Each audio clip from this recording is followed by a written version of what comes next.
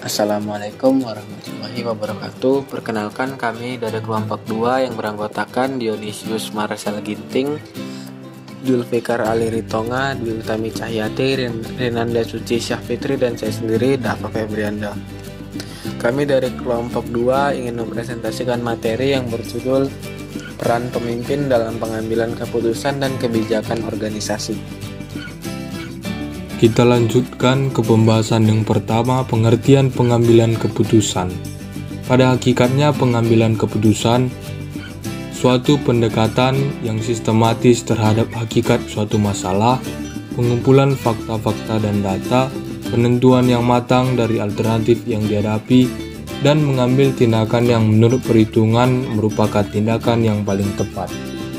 Pengertian pengambilan keputusan tersebut menunjukkan ada 5 hal yang perlu diperhatikan, yaitu 1. Dalam proses pengambilan keputusan tidak ada hal yang terjadi secara kebetulan. 2. Pengambilan keputusan tidak dapat dilakukan secara sembrono. 3. Sebelum suatu masalah dapat dipecahkan dengan baik, hakikatnya daripada masalah itu harus diketahui dengan jelas. 4. Pemecahan masalah tidak tepat dilakukan dengan ilham atau dengan mengarang, tetapi harus didasarkan pada fakta yang terkumpul, terolah dengan baik, dan disimpan secara teratur sehingga dapat dipercayai. 5. Keputusan yang baik adalah keputusan yang telah dipilih dari berbagai alternatif yang ada yang dianalisis dengan matang. Kesemuanya ini menunjukkan bahwa pengambilan keputusan sebagai tugas terpenting dan terutama bagi seorang pemimpin yang baik, bukan merupakan tugas mudah, dan bahwa apabila seorang ingin diakui sebagai seorang pemimpin yang baik, maka orang tersebut sepanjang karirnya harus teratur dan berkesinambungan dengan kemampuan mengambil keputusan. Dengan kata lain, pengambilan keputusan adalah suatu teknik untuk memecahkan suatu masalah dengan mempergunakan teknik-teknik ilmiah. Yang selanjutnya, peranan kepemimpinan dalam pengambilan keputusan. Pengambilan keputusan adalah pemilihan 2 alternatif atau lebih. Pengambilan keputusan perlu dilakukan karena adanya perbedaan antara harapan atau tujuan dengan hasil yang dicapai. Salah satu model pengambilan keputusan adalah the optimizing model. Model tersebut merupakan model pengambilan keputusan yang menguraikan bagaimana individu seharusnya berperilaku untuk mencapai hasil atau keluaran yang maksimal. Pengaruh perilaku terhadap pengambilan keputusan. Ada 4 poin. Yang pertama, nilai. Nilai dianggap sebagai pedoman jika seorang menghadapi situasi di mana harus dilakukan suatu pilihan. Yang kedua, kepribadian. Aspek kepribadian meliputi sikap, kepercayaan, dan kebutuhan individu. Yang ketiga, kecenderungan mengambil resiko. Ada yang berani dalam mengambil resiko, ada yang di tengah-tengah, dan ada yang penuh pertimbangan atau kurang ambil resiko. Dan yang terakhir, disonansi kognitif. Adanya rasa cemas pada pengambilan nilai keputusan terhadap akibat dari keputusan yang diambilnya. Langkah-langkah dalam pengambilan keputusan yaitu yang pertama, menentukan perlunya pengambilan keputusan. Yang kedua, mengidentifikasi kriteria keputusan. Yang ketiga, mengalokasi pembobotan terhadap kriteria. Yang keempat, mengembangkan alternatif. Yang kelima, mengevaluasi alternatif. Yang keenam, memilih alternatif terbaik.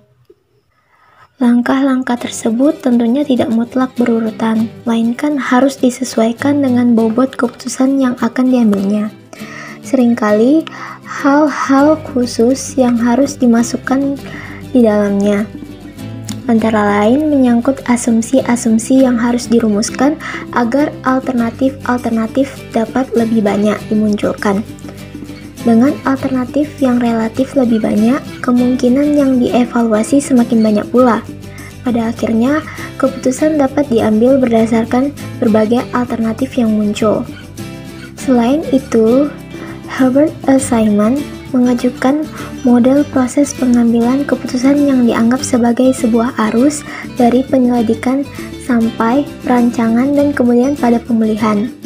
Tetapi pada setiap tahap hasilnya mungkin dikembalikan ke tahap sebelumnya untuk dimulai lagi. Tahapan pengambilan keputusan yaitu yang pertama tahap penyelidikan, mempelajari lingkungan atas kondisi yang memerlukan keputusan. Data mentah yang diperoleh, diolah dan diuji untuk dijadikan petunjuk yang dapat mengidentifikasi persoalan. Yang kedua, tahap perancangan, mendaftar, mengembangkan dan menganalisis arah tindakan yang mungkin. Hal ini meliputi proses-proses untuk memahami persoalan, menghasilkan pemecahan, dan menguji kelayakan pemecahan tersebut. Yang ketiga, tahap pemulihan, memilih arah tindakan tertentu dari semua yang ada, pilihan ditentukan dan dilaksanakan. Faktor-faktor yang mempengaruhi dalam pengambilan keputusan. Ada 6 faktor-faktor yang mempengaruhi dalam pengambilan keputusan. Yang pertama, fisik. Didasarkan pada rasa yang dialami pada tubuh, seperti rasa tidak nyaman atau kenikmatan. Ada kecenderungan menghindari tingkah laku yang menimbulkan rasa tidak senang. Sebaliknya, memilih tingkah laku yang memberikan kesenangan. Yang kedua, emosional. Didasarkan pada perasaan atau sikap. Orang akan bereaksi pada suatu situasi secara subjektif. Yang ketiga, rasional. Didasarkan pada pengetahuan orang-orang mengatakan informasi, memahami situasi dan berbagai konsekuensinya. 4. Praktikal. Didasarkan pada keterampilan individual dan kemampuan melaksanakan. Seseorang akan menilai potensi diri dan kepercayaan dirinya melalui kemampuannya dalam bertindak. Yang kelima, interpersonal. Didasarkan pada pengaruh jaringan sosial yang ada, hubungan antar satu orang ke orang lainnya dapat mempengaruhi tindakan individual. Yang keenam, struktural. Didasarkan pada lingkup sosial, ekonomi, dan politik. Lingkungan mungkin memberikan hasil yang mendukung atau mengkritik suatu tingkah laku tertentu. Studi kasus kali ini berjudul Keterhubungan Pola Pengambilan Keputusan Efektif, Struktur dan Budaya Organisasi di Universitas Pembangunan Pancabudi, Medan. Salah satu metode pengklasifikasian keputusan yang banyak digunakan adalah menentukan apakah keputusan itu diprogram atau tidak. Keputusan juga dapat dibedakan menjadi keputusan yang dibuat di bawah kondisi kepastian resiko dan ketidakpastian. Keputusan yang dibuat menurut kebiasaan, aturan, dan prosedur. Keputusan ini rutin dan berulang-ulang. Setiap organisasi mempunyai kebiasaan tertulis atau tidak tertulis yang memudahkan pembuatan keputusan dalam situasi yang berulang dengan membatasi dan menghilangkan alternatif. Kegiatan pengambilan keputusan pada prinsipnya meliputi setidaknya 4 aktivitas. Aktivitas yang pertama adalah kegiatan intelijensi. Kegiatan intelijensia di sini merupakan kegiatan mengamati lingkungan untuk kepentingan membuat keputusan. Kedua, kegiatan perancangan. Kegiatan menemukan, mengembangkan, dan analisis berbagai kemungkinan tindakan dalam rangka pembuatan keputusan. Ketiga, kegiatan pemilihan, yaitu kegiatan memilih atau menentukan tindakan tertentu dari berbagai alternatif tindakan yang dapat diambil. Terakhir, yaitu kegiatan peninjauan. Tindakan yang telah dipilih kemudian dilaksanakan dan dievaluasi. Metode penelitian. Pendekatan penelitian adalah kualitatif yang bersifat deskriptif yang menekankan pada kedalaman data yang didapatkan oleh peneliti, dilakukan dengan wawancara, angket, dan observasi. Keterhubungan pola pengambilan keputusan efektif dilihat dari output dan income. Untuk struktur organisasi dirancang untuk berhubungan kegiatan dan motivasi kerja atau fungsi divisi. Sedangkan budaya organisasi dilihat dari nilai-nilai budaya dan norma-norma yang lahir dalam organisasi dan menjadi bagian perilaku pegawai, nilai-nilai profesional, norma-norma produktivitas, serta layanan. Prosedur penelitian dan kerangka konsep. Penelitian dilakukan dalam beberapa tahap, yaitu tahap pendahuluan, analisis data, dan menarik kesimpulan. Tahap pendahuluan dilakukan dengan pengumpulan data, kemudian diketahui fenomena dalam penelitian. Tahap kedua adalah tahap analisis data dengan menganalisis melalui pendekatan vector automation. Tahap ketiga adalah interpretasi data dengan menginterpretasikan hasil nilai-nilai prediksi setiap variabel dan membandingkannya dengan teori dan hasil penelitian sebelumnya. Interpretasi dapat membuktikan teori, menentang teori, dan mengembangkan teori baru sebagai acuan atas hasil penelitian. Tahap menarik kesimpulan adalah menyimpulkan hasil yang dicapai dan merekomendasikan kepada pihak-pihak terkait. Efektivitas pengambilan keputusan dapat dinilai dari dua hal, yaitu kualitas keputusan dan penerimaan yang dilihat dari hal-hal yang bersifat teknis dan rasional, seperti kesesuaian dengan pokok permasalahan yang hendak diselesaikan, kesesuaian dengan pengambilan keputusan, dan prosedur pengambilan keputusan yang memiliki sifat objektif yang dapat diukur melalui standar teknis yang akan dipatuhi oleh pelaksana keputusan.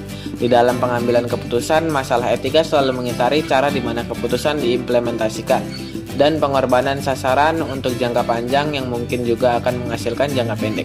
Namun, pengambilan keputusan harus selalu mempertahankan kerangka kerja etika. Pencapaian sasaran adalah penting, tetapi yang lebih penting bagaimana untuk mencapainya. Sayangnya, banyak dari mereka memiliki pandangan sebaliknya. Sebagian alasannya adalah tekanan berat untuk menghasilkan kinerja yang banyak dirasakan para pegawai. Dalam menghadapi perkembangan dan perubahan yang terjadi di Universitas Pembangunan Pancabudi dan Perguruan Pancabudi, diperlukan pengambilan keputusan yang cepat dan tepat. Proses pengambilan keputusan yang cepat dan tepat dilakukan agar roda organisasi beserta administrasi dapat berjalan terus dengan lancar. Pengambilan keputusan tersebut dilakukan oleh seorang manajer atau administrator. Kegiatan pembuatan keputusan meliputi pengidentifikasian masalah, pencarian alternatif penyelesaian masalah, evaluasi daripada alternatif-alternatif tersebut, dan pemilihan alternatif keputusan yang terbaik. Kemampuan seorang pemimpin universitas dan perguruan dalam membuat keputusan dapat ditingkatkan apabila ia mengetahui dan menguasai teori dan teknik pembuatan keputusan. Dengan peningkatan kemampuan pimpinan dalam pembuatan keputusan, maka diharapkan dapat meningkatkan kualitas keputusan yang dibuatnya, sehingga akan meningkatkan efisiensi dan efektivitas kerja organisasi. Kesimpulan, pemimpin adalah seseorang yang melaksanakan beberapa hal yang benar. Manajer adalah seorang yang harus melaksanakan sesuatu secara benar. Kepemimpinan seseorang dalam sebuah organisasi sangat besar perannya dalam setiap pengambilan keputusan, sehingga membuat keputusan dan mengambil tanggung jawab terhadap hasilnya adalah salah satu tugas pemimpin. Sehingga jika seorang pemimpin tidak mampu membuat keputusan, seharusnya dia tidak dapat menjadi pemimpin. Sekian dari kami kelompok 2, lebih dan kurang kami mohon maaf. Wabillahi taufiq wal hidayah. Wassalamualaikum warahmatullahi wabarakatuh. Terima kasih.